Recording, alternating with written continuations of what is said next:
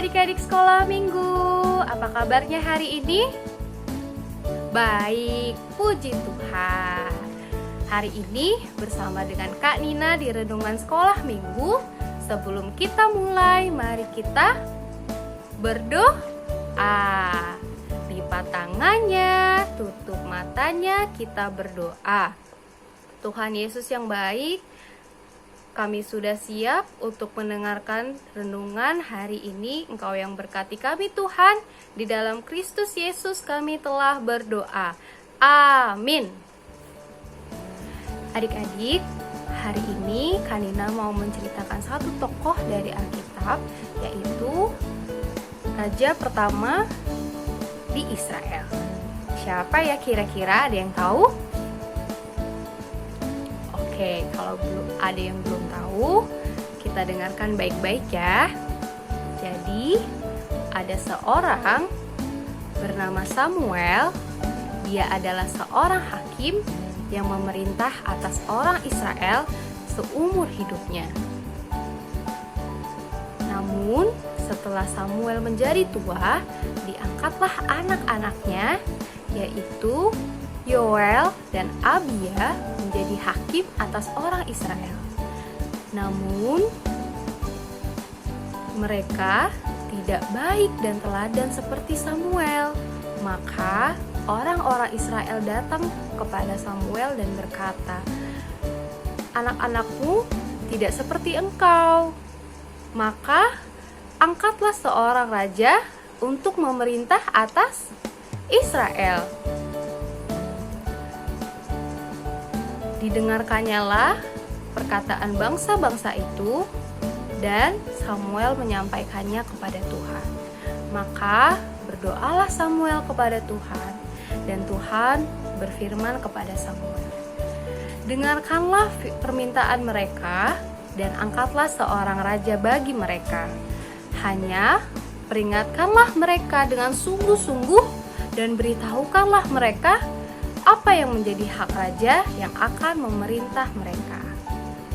Lalu Samuel menyuruh kepada seluruh bangsa Israel pergi ke masing-masing kotanya. Maka didapatilah seorang dari suku Benyamin, seorang muda bernama Saul,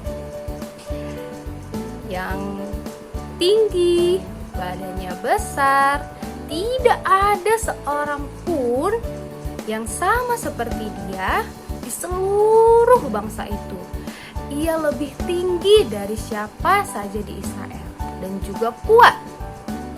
Tuhan memilih Saul menjadi raja Israel yang pertama. Dan Samuel mengurapi Saul dengan minyak, dituangnya lah di atas kepala Saul.